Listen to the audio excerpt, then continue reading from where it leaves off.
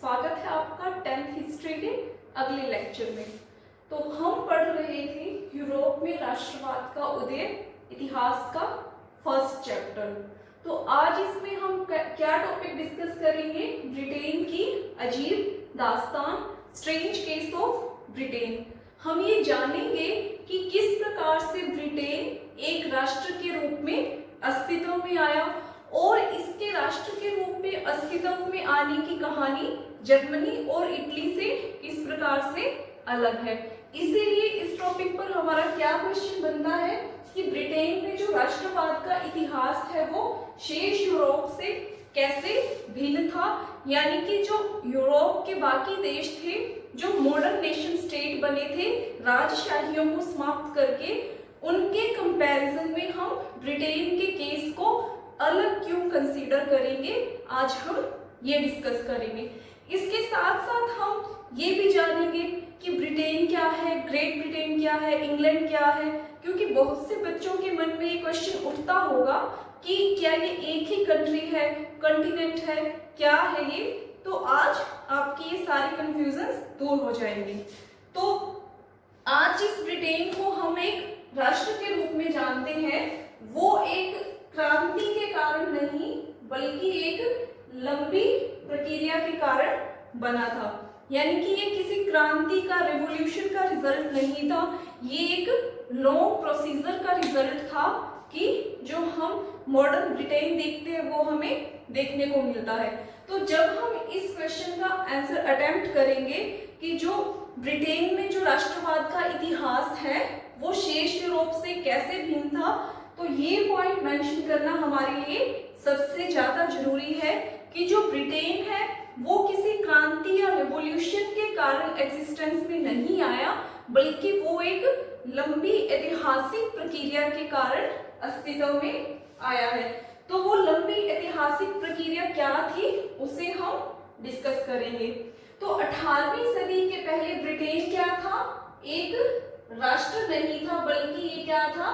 Brittany द्वीप समूह था, ब्रिटिश आइलैंड्स था ये, जिसमें कि इन सभी कंट्रीज को हम ले सकते हैं या फिर जो ब्रिटिश द्वीप समूह के सभी भाग हैं इन्हें हम शामिल कर सकते हैं।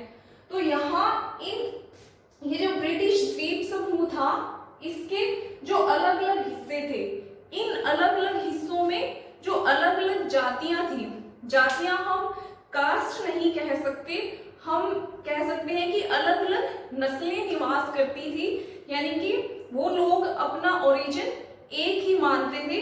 जैसे कि जो स्कॉटलैंड है वहां पर स्कॉटिश रहते थे, और जो इंग्लैंड है वहां अंग्रेज, वेल्स में वेल्श, आयरलैंड में आयरिश। तो इस तरीके की जो जातियां हैं वो निवास करती थी और इनकी पहचान क्या थी? नृजातीय थी, एथनिक थी। नृजातीय से हमारा क्या अभिप्राय है? एक नस्ल या समूह के लोग जो अपनी साझा पहचान, एक कॉमन आइडेंटिटी मानते हैं, जो ये मानते हैं कि उन सबका ओरिजिन या उन सबके जो पूर्वज है वो एक ही थे, यानी कि वो अपने आप को जन्म के आधार पर एक मानते हैं। जैसे जो स्कॉटलैंड के लोग थे, यहाँ पर स्कॉटिश लोग रहते थे, वो अपने को अलग नस्ल का मानते थे। इंग्लैंड के जो इंग्लिश या अंग्रेज थे वो अलग नस्ल का, और वेल्स के जो वेल्श या वेलिश थे वो अपने आप को अलग नस्ल का, और आयरलैंड के आयरिश अपने आप को एक अलग नृजातीय समूह के रूप में देखते थे। तो इस तरीके से ये एक राष्ट्र के रूप में नहीं जुड़ा हुआ था, इसके ये जो अलग अलग पार्ट्स थे इन लोगों की अपनी अपनी नस्ली पहचान थी। तो यहाँ इन जातियों के समूह रहते थे, लेकिन इन जातियों में से जो इंग्लैंड था, यहाँ जो अंग्रेज रहते थे, जो इंग्लिश पीपल रहते थे, वो सबसे पहले धनी हुए, इनके पास सबसे पहले पैसा आया, पावर आई। ठीक है, इनके पास सबसे पहले पैसा और पावर क्यों आया? क्योंकि यहाँ पर सबसे पहले औद्योगिक क्रांति हुई। तो यहाँ का जो मिडिल क्लास था वो सबसे पहले संपन्न बना, प्रोस्पेरस बना, और इनके हाथ में फिर संपन्न होने के कारण क्या हुआ? पावर भी इनके हाथ में आ गई। जब पावर आ गई तो इन्होंने फिर क्या किया, राजशाही से स्ट्रगल करना शुरू कर दिया कि अब जो आपके पास पावर है वो हमें सौंप दी जाए। तो जो मिडिल क्लास थी इन्होंने पार्लियामेंट के माध्यम से क्या किया, राजशाही से जो सत्ता थी वो हथिया ली, क्योंकि इस ग्रुप के पास अब पावर और पैसा आ रहा था और जो इस ग्रुप के लोग थे यानी कि जो मिडिल क्लास के लोग थे इनकी रिप्रेजेंटेशन पार्लियामेंट में ज्यादा थी। तो इन्होंने राजा के साथ झगड़ा करना शुरू कर दिया कि अब जो पावर है, जो फैसले लेने की शक्ति है, अब वो हमें मिलनी चाहिए। तो राजा को भी लगा कि अभी मेरी रिस्पेक्ट बनी हुई है, और क्योंकि उसको लगा अल्टीमेटली जो ये जो लोग हैं वो मेरे से पावर ले ही लेंगे, तो उसने सोचा कि अब सही समय है कि इन लोगों को पावर दे दी जाए। तो राजशाही से फिर 1688 में क्या हुआ, जो इंग्लिश पार्लियामेंट थी, आंग्ल संसद थी, उसे पावर ट्रांसफर हो जाती है 1688 में। और इस इंसिडेंट को हम 1688 की ग्लोरियस रेवोल्यूशन के नाम से भी जानते हैं। तो यहाँ तक की कहानी क्लियर है कि जो मोनार्की है, राजशाही है, उससे संसद को, पार्लियामेंट को पावर ट्रांसफर हो गई 1688 में। और जो इंग्लैंड के इंग्लिश पीपल है वो इस एरिया में सबसे ज्यादा पावरफुल भी है, रिच भी है, यानी कि इनके पास पैसा और पावर दोनों है। तो अब ये क्या सोचते हैं कि हम क्या करेंगे, हम अब जो दूसरे भौगोलिक क्षेत्र हैं या जो दूसरे ज्योग्राफिकल एरियाज हैं उनके ऊपर हम कब्जा करेंगे ताकि हम अपने पावर और पैसे को और बढ़ा सकें। जो वेल्स है वो 1283 में ही, यानी कि इसके पहले ही इंग्लैंड के अंडर आ चुका था, इसको इन्होंने अपने कब्जे में कर रखा था। अब इन्होंने अपना रुख किस तरफ किया, स्कॉटलैंड की तरफ। तो जो स्कॉटलैंड है इसको इन्होंने 1707 में एक्ट ऑफ यूनियन के द्वारा अपने अंडर कर लिया, और इंग्लैंड और स्कॉटलैंड को मिलाकर के क्या बना, United kingdom of great Britain बना 1707 में। तो यहाँ पे इन्होंने फिर क्या किया, स्कॉटलैंड में आने के बाद इन्होंने जो अपना इंग्लिश कल्चर है उसको स्कॉटिश लोगों के ऊपर इम्पोज करना शुरू कर दिया और उनको प्रतिबंधित कर दिया कि वो अपनी जो लोकल लैंग्वेज है वो नहीं बोल पाएंगे, उनकी जो गैलिक भाषा थी वो ना बोल करके वो इंग्लिश बोलेंगे, और जो उनकी स्थानीय पोशाक थी वो भी नहीं पहनेंगे, वो जो अंग्रेजों की तरह कपड़े पहनेंगे। यानी कि इन्होंने क्या किया, स्कॉटलैंड का जो कल्चर था उसको ट्रांसफॉर्म करने की इन्होंने कोशिश की। तो यहाँ एक और कंसेप्ट हमारे लिए समझना जरूरी है, कैथोलिक वर्सेस प्रोटेस्टेंट। तो कैथोलिक और प्रोटेस्टेंट क्या है, ये क्रिश्चियनिटी की दो शाखाएं हैं। जैसे कि हम जैन धर्म में पढ़ते हैं श्वेतांबर, दिगंबर, और बौद्ध धर्म में पढ़ते हैं महायान, हीनयान, इसी तरीके से ये जो कैथोलिक और प्रोटेस्टेंट है ये क्या है, ईसाई धर्म की, क्रिश्चियनिटी की दो शाखाएं हैं। कैथोलिक्स हम किनको कहते हैं, जो कि परंपरावादी है, रूढ़िवादी है, जो ये मानते हैं कि हम स्टार्टिंग से क्रिश्चियंस हैं। और प्रोटेस्टेंट कौन है, ये क्रिश्चियनिटी में बाद में बनी हुई एक नई शाखा है जो कि इसमें नए आइडियाज, नए विचार लेके आई, जिन्होंने की पुरानी रूढ़ियों का, परंपराओं का खंडन किया। तो ये क्रिश्चियनिटी की दो शाखाएं थी।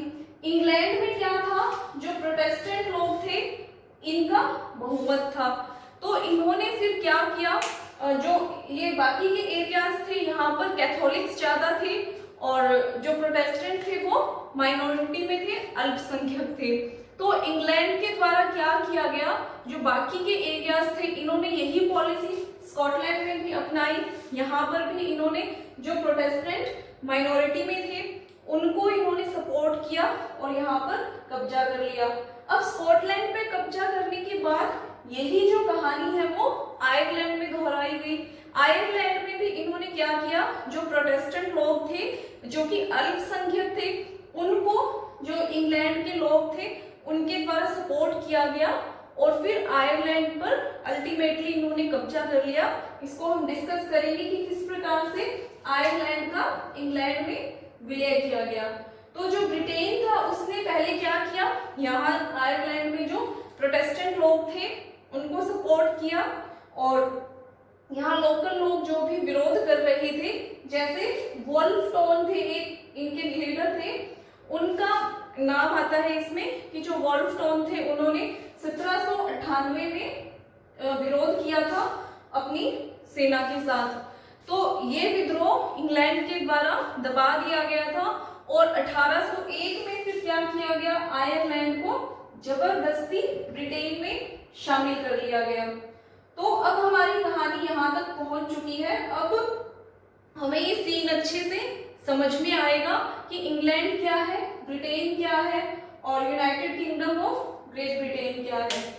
तो वेल्स और इंग्लैंड 1282 में मिल चुके थे और जब इंग्लैंड ने स्कॉटलैंड पर कब्जा कर लिया 1707 में एक्ट ऑफ यूनियन साइन करके, तब बना United kingdom of great Britain. United kingdom of great Britain में क्या क्या शामिल है, वेल्स, इंग्लैंड और स्कॉटलैंड, जिसे कि ब्लू कलर से हमने सर्कल किया है। तो इसे हम जानते हैं United kingdom of great Britain से। और बाद में ब्रिटेन जो इंग्लैंड था इसने क्या किया, आयरलैंड के ऊपर कब्जा कर लिया। हालांकि जो आयरलैंड का दक्षिणी भाग था वो इसके कब्जे में नहीं आया, जो नॉर्दर्न आयरलैंड था उसी पर ही इसका कब्जा हो पाया। और जो इसका आधुनिक नाम है, जो मॉडर्न नेम है, वो किस नाम से जाना जाता है, United kingdom of great Britain and northern Ireland. और जो आयरलैंड है उसका एक हिस्सा नॉर्दर्न आयरलैंड जो कि इसके इंग्लैंड के कब्जे में है और एक हिस्सा जो कि आजाद है, जिसे रिपब्लिक ऑफ आयरलैंड के नाम से जाना जाता है, ये एक अलग कंट्री है। तो ग्रीन कलर से हमने पूरे आयरलैंड को मार्क किया हुआ है और जो आयरलैंड है वो 2 पार्ट्स में बटा हुआ है। नॉर्दर्न आयरलैंड जो कि इंग्लैंड के कब्जे में है और जो साउथ का हिस्सा है वो रिपब्लिक ऑफ आयरलैंड के नाम से जाना जाता है, जो कि अलग से एक इंडिपेंडेंट कंट्री है। तो United kingdom of great Britain and northern Ireland क्या है, इन तीनों स्कॉटलैंड, वेल्स, इंग्लैंड और नॉर्दर्न आयरलैंड को मिलाकर के ये पार्ट बनता है। और पूरे आयरलैंड को अगर हम इसमें मिला दें तो ब्रिटिश आइल्स या ब्रिटिश द्वीप समूह बन जाता है। तो इस तरीके से 1801 तक कहानी क्लियर हो गई कि जो नॉर्दर्न आयरलैंड है, उत्तरी आयरलैंड है, उसको United kingdom of great Britain में मिला लिया गया। United kingdom of great Britain में जब उत्तरी आयरलैंड मिला तो वो क्या बन गया, United kingdom of great Britain and northern Ireland इसमें ऐड हो गया। तो इसके बाद एक ब्रिटिश नेशन बन गया, ब्रिटिश राष्ट्र का निर्माण हुआ और इन्होंने फिर क्या किया, अपनी एक अलग पहचान विकसित करने का प्रयास किया। जैसे कि इन्होंने अपना एक अलग से झंडा, जो ब्रिटिश झंडा है उसे किस नाम से जानते हैं, यूनियन जैक के नाम से। और इनका जो नेशनल एंथम है, राष्ट्रीय गान है, उसका क्या नाम है, God save our noble king. और इनकी जो लैंग्वेज है इंग्लिश, उन्होंने इन सारी चीजों को पॉपुलराइज करना शुरू कर दिया और अपनी एक अलग पहचान, अलग आइडेंटिटी विकसित करने की कोशिश करनी शुरू कर दी। और उसके बाद इतिहास साक्षी है किस प्रकार से ब्रिटेन ने विश्व के बहुत से देशों को अपना उपनिवेश भी बनाया। तो ये थी ब्रिटेन के एक नेशन स्टेट के रूप में, एक आधुनिक राष्ट्र राज्य के रूप में अस्तित्व में आने की कहानी। तो उम्मीद है आपको समझ में आ चुका होगा कि किस प्रकार से जो ब्रिटेन की कहानी है वो जर्मनी और इटली के कंपैरिजन में बिल्कुल अलग है। ये एक लॉन्ग प्रोसीजर, लंबी प्रक्रिया का परिणाम था। तो आज के लिए इस टॉपिक में इतना ही। धन्यवाद।